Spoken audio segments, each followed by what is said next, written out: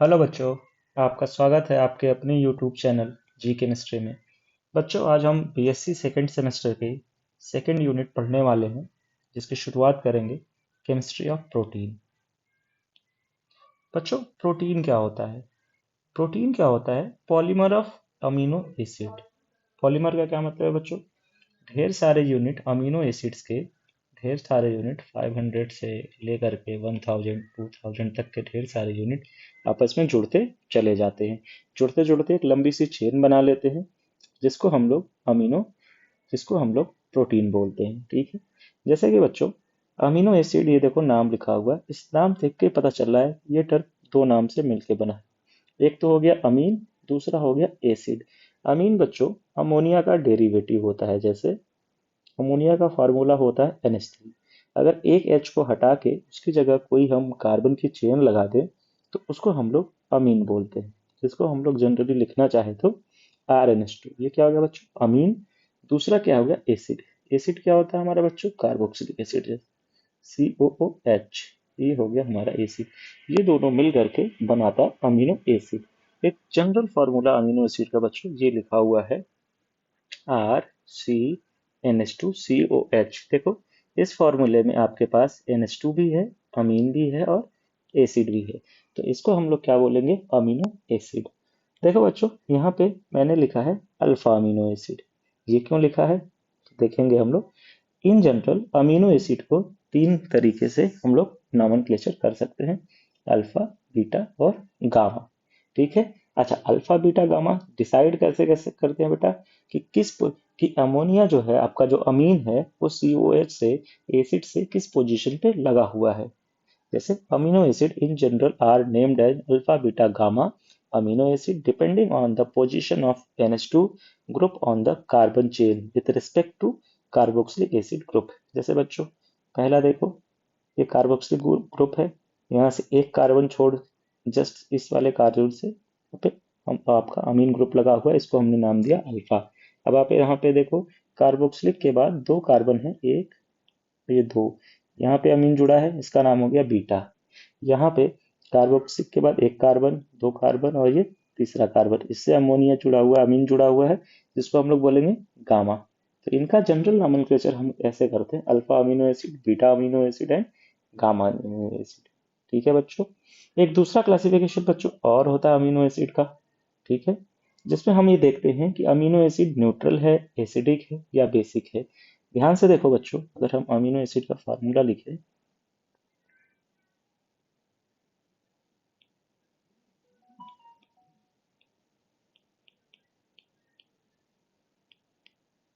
ठीक है, यहाँ देखो ध्यान से, आपके पास OH ग्रुप भी है, COH और अमीन ग्रुप भी, मतलब ये एसिडिक और बेसिक दोनों है। तो depending upon the number of carboxylic acid group और अमीन ग्रुप, हम इसको डिसाइड करेंगे कि ये न्यूट्रल अमीनो एसिड है, कि एसिडिक अमीनो एसिड है, कि बेसिक अमीनो एसिड है। जैसे आप देखो, न्यूट्रल अमीनो एसिड, जहाँ पे नंबर ऑफ अमीन ग्रुप और कार्बोक्सिलिक एसिड ग्रुप दोनों इक्वल हो। जैसे फॉर्मूला है ग्लाइसिन का, एग्जांपल आप देखो बेटा, यहाँ पे एक आपके पास अमीन ग्रुप है और एक ही आपके पास कार्बोक्सिलिक एसिड ग्रुप है। एसिड और अमीन, एसिड क्या होता है? अमीन बेसिक होता है और एसिड तो एसिड है, तो मिला के क्या हो जाएगा बेटा? न्यूट्रल हो जाएगा। चलो, अगली चीज देखें, एसिडिक अमीनो एसिड। सिंपल सी बात यहाँ से हमें समझ में आ रही, एसिडिक होने के लिए उसके पास कार्बोक्सिलिक एसिड ग्रुप जो है ज्यादा नंबर में होने चाहिए। अगला एग्जांपल हम देखेंगे ग्लूटामिक एसिड का। जितने आप देखो, एक CH ग्रुप यहाँ पे है, दूसरा CH ग्रुप यहाँ पे है, ये दो ग्रुप है और अमीन का केवल और केवल एक ग्रुप। तो यहाँ पे नंबर ऑफ COH ग्रुप ज्यादा है, जिसकी वजह से हम इसको बोलेंगे एसिडिक अमीनो एसिड। ठीक है। चलिए, अगला एग्जांपल हम लोग देखते हैं बेसिक अमीनो एसिड का। यहाँ पे जब हम ध्यान से देखेंगे कि नंबर ऑफ, यहाँ पे आपको क्लियर होगा कि नंबर ऑफ अमीन ग्रुप क्या होने चाहिए? ज्यादा होने चाहिए कार्बोक्सिलिक एसिड से। तो आप अगला एग्जांपल देखो लाइसिन का, जिसमें एक आपका यहाँ पे अमीन ग्रुप है और दूसरा यहाँ पे है, जबकि COH ग्रुप केवल और केवल एक है। तो इसका नेचर कैसा होगा बच्चों? इसका नेचर होगा बेसिक। ठीक है। चलिए, तो आपको क्लियर हो गया होगा टाइप ऑफ अमीनो एसिड। अब आता है बच्चों essential and non essential amino acids. अब ध्यान से देखो, essential and non essential amino acid, इसको कैसे कैटेगराइज करते हैं। देखो बच्चों, हमें जैसे पता है कि हम अपने जो हमारा डेली का खान पान है, जो भी चीजें हम खाते हैं, उससे हमें प्रोटीन मिलते हैं। और प्रोटीन किससे बने होते हैं? अमीनो एसिड से। तो इसको दो कैटेगरी में बांटा गया। इसेंशियल अमीनो एसिड, इसेंशियल मतलब जो हमारे लिए जरूरी है। जरूरी है का मतलब ऐसे अमीनो एसिड जो हमारी बॉडी सिंथेसाइज नहीं करती है, जो हमारी बॉडी में नहीं बनता है और हमें उसकी जरूरत बाहर से होती है। The amino acid which can not synthesise by the human body, जो हमारे अंदर पाया नहीं जाता है, तो हम उसको बाहर से लेंगे, इसलिए हमने उसका नाम दिया इसेंशियल, जो कि हमारे लिए इसेंशियल है। दूसरा होता है नॉन इसेंशियल अमीनो एसिड। ये ऐसे अमीनो एसिड होते हैं जिनको हमारी बॉडी खुद सिंथेसाइज करती है, जिनकी जरूरत, इसलिए हमें उनको बाहर से लेने की जरूरत नहीं पड़ती है। The amino acid that can be synthesize by the human body. जैसे हम इसका एग्जाम्पल देख सकते हैं, essential amino acid, non essential amino acid. ठीक है, यहाँ से सारे एग्जाम्पल हम इजिली देख सकते हैं कि कौन से इसेंशियल है, कौन से नॉन इसेंशियल है। ठीक है, चलिए। अब इन सारे अमीनो एसिड से हमें ये भी पहचानना होता है कि कौन कौन से एसिडिक नेचर के हैं, बेसिक नेचर के हैं और न्यूट्रल हैं। तो देखो बच्चों ध्यान से, यहाँ पे एक आपका लिखा हुआ है स्पार्टिक एसिड, ये एसिडिक नेचर का है। दूसरा लिखा हुआ ग्लूटामिक एसिड, ये आपका एसिडिक नेचर। इस एग्जाम्पल में केवल दो आपके पास ऐसे हैं जो कि एसिडिक नेचर के हैं। ठीक है, चलिए। इसके बाद आता है आपका बेसिक नेचर। तो बेसिक नेचर में केवल और केवल ये तीन पाए जाते हैं, आर्जिनिन, हिस्टिडीन और लाइसिन। बाकी और इन पांचों को, दो ये और तीन ये, इन दो इनको छोड़ करके बाकी जितने भी है सब न्यूट्रल है। सारे के सारे क्या है नेचर उनका? न्यूट्रल है। न्यूट्रल का मतलब क्या हुआ? उसमें नंबर ऑफ अमीन ग्रुप और number of carboxylic acid group equal होंगे। ठीक है, चलिए। अब आते हैं हम अपने अमीनो एसिड का ज्विटर आयन स्ट्रक्चर देखने की कोशिश करते हैं, ये क्या होता है। चलिए ध्यान से देखिए। आप एक चीज देखिए, यहाँ पर ये जो ग्रुप है COH, एसिडिक इन नेचर है। एसिडिक इन नेचर का मतलब ये है कि ये H+ दे सकता है। जो भी कोई चीज एसिड होता है बच्चों, वो क्या देता है? वो आपको H+ डोनेट कर देता है। ठीक है, जैसे अगले स्टेप पे हमने देखा, इस ग्रुप ने क्या किया? H+ दे दिया। जैसे इसने H+ दिया, अब हम अमोनिया पे देखते हैं। अमोनिया का नेचर कैसा होता है? बेसिक होता है। क्यों बेसिक होता है? क्योंकि अमोनिया के पास लोन पेयर होता है। क्या होता है? Lone pair. अब ये लोन पेयर क्या करेगा? ये इस H+ को अटैक करेगा और अमोनिया इस H+ को एक्सेप्ट करेगा। ठीक है, जैसे ही अमोनिया उस H+ को एक्सेप्ट कर लेगा, उस पर पॉजिटिव चार्ज आ जाएगा और कार्बोक्सिलिक एसिड के ऑक्सीजन पे नेगेटिव चार्ज आ जाएगा। बच्चों इसको हम लोग बोलते हैं डाईपोलर आयन। डाईपोलर क्यों? क्योंकि यहाँ पे दो पोल जनरेट हो रहे हैं, एक तो यहाँ नेगेटिव पोल जनरेट हो रहा है और एक यहाँ पे पॉजिटिव पोल जनरेट हो रहा है। क्लियर हो रहा है आपको डाईपोलर क्यों बोला गया? क्योंकि यहाँ पे एक नेगेटिव पोल जनरेट हो रहा है और एक यहाँ पे पॉजिटिव पोल जनरेट हो रहा है। इसी को हम लोग ज्विटर आयन भी कहते हैं और ये एक्वस सॉल्यूशन में एग्जिस्ट करता है। किस सॉल्यूशन में एग्जिस्ट करता है? एक्वस सॉल्यूशन में एग्जिस्ट करता है। ठीक है, एक बात और हम ध्यान से देखेंगे, ओवरऑल जो आपका ज्विटर आयन होता है वो न्यूट्रल न्यूट्रल होता है। क्योंकि देखो यहाँ पे प्लस चार्ज है, यहाँ पे माइनस चार्ज, तो ये दोनों मिलकर के क्या बना लेंगे? न्यूट्रल। और ओरिजिनली हमारा जो ये अमीनो एसिड है, ये भी क्या है? न्यूट्रल है। ठीक है, इस पे भी कोई चार्ज नहीं। क्लियर हो गया आपको ये कि ज्विटर आयन क्या होता है, एक्वस सॉल्यूशन में क्या होता है। ठीक है, चलिए। अच्छा, एक चीज ध्यान से आप और देखो, एक इंपॉर्टेंट प्रॉपर्टी है कि जो अमीनो एसिड होते हैं वो एम्फोटेरिक इन नेचर होते हैं। तो जो एम्फोटेरिक क्या होता है? एम्फोटेरिक ऐसे मॉलिक्यूल होते हैं जो एसिड और बेस दोनों से रिएक्ट कर सकते हैं। किससे रिएक्ट कर सकते हैं? एसिड और बेस दोनों से रिएक्ट करते हैं। तो हमारे पास अगला क्वेश्चन है कि ये एम्फोटेरिक क्यों होता है? एम्फोटेरिक क्यों होता है? क्यों? क्योंकि अमीनो एसिड के पास दोनों फंक्शनल ग्रुप है, एसिडिक फंक्शनल ग्रुप भी है और बेसिक फंक्शनल ग्रुप भी है। अगर एसिड आएगा तो अमीनो एसिड क्या होगा? अपने बेसिक पार्ट से रिएक्शन करेगा। ठीक है, अपने बेसिक पार्ट से रिएक्शन करेगा। अगर वहां पे बेस आ गया तो अपने एसिडिक पार्ट से रिएक्शन कर जाएगा। इसलिए हम लोग क्या बोलते हैं कि amino acid amphoteric in nature होता है। ठीक है, चलो।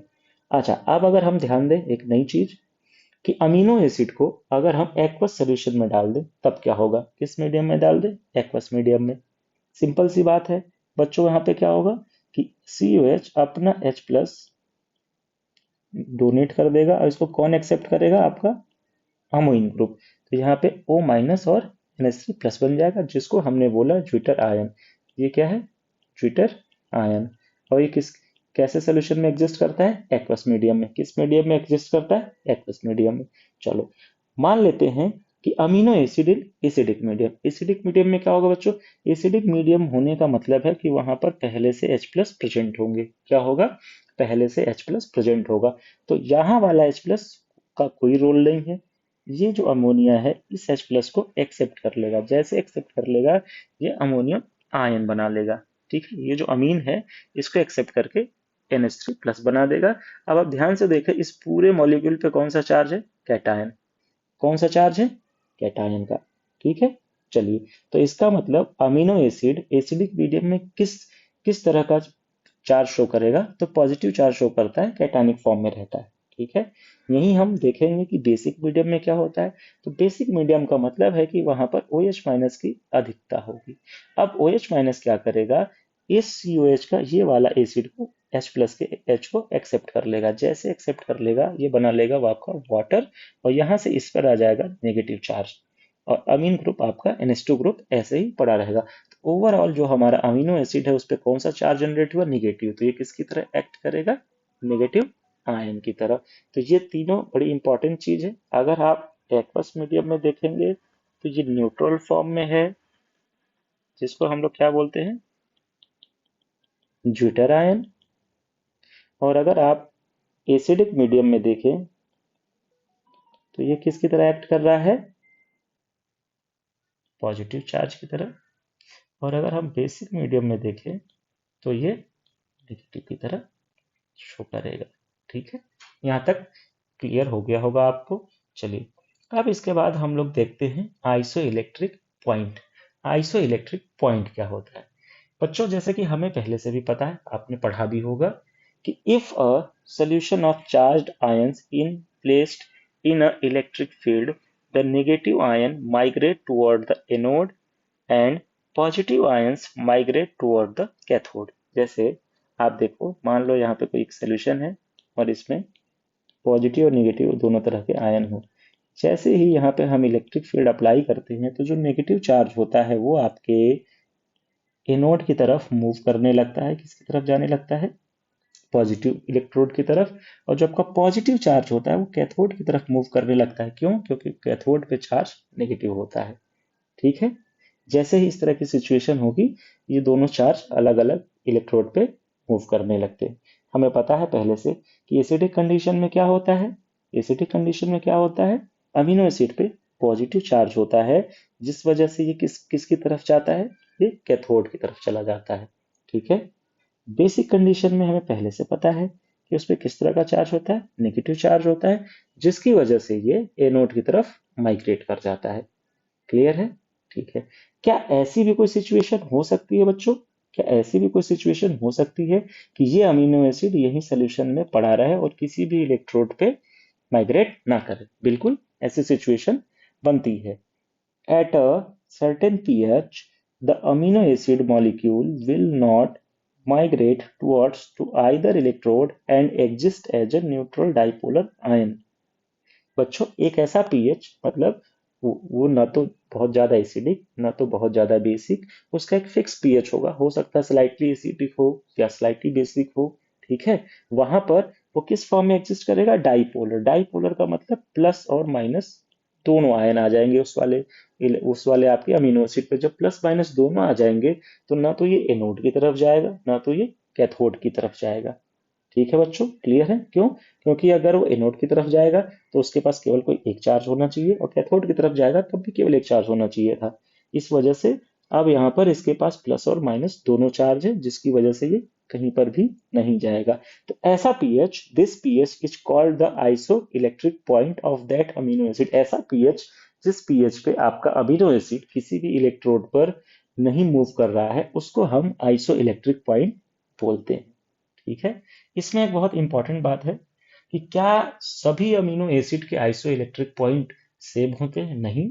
All amino acid do not have the same iso electric point. ऐसा क्यों है, क्यों, क्योंकि ये फंक्शनल ग्रुप पे डिपेंड करता है। किस पे डिपेंड करता है, फंक्शनल ग्रुप पर, कि किस तरह के फंक्शनल ग्रुप उस अमीनो एसिड के साथ लगे हुए हैं।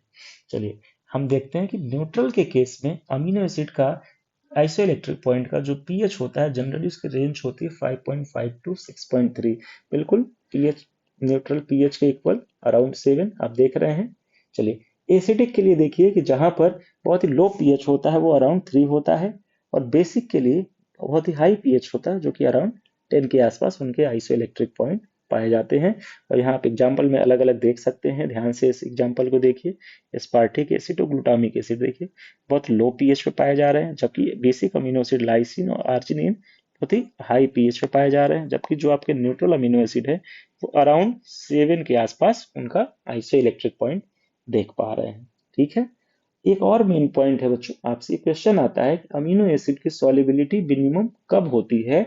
तो amino acid have minimum solubility in water at there iso electric point. तो बच्चों इस चैप्टर की शुरुआत में हमने अमीनो एसिड के बारे में थोड़ा सा पढ़ा है। अगली क्लास में हम अमीनो एसिड के primary, secondary, tertiary and quaternary structure के बारे में पढ़ाई करेंगे। तो अगली क्लास का वीडियो आपको जल्दी ही अपने इस चैनल पे मिल जाएगा। इसके लिए आप चैनल को सब्सक्राइब कर लें और वेट करें, जल्दी ही दूसरा वीडियो चैनल पे अपलोड होगा। Thank you.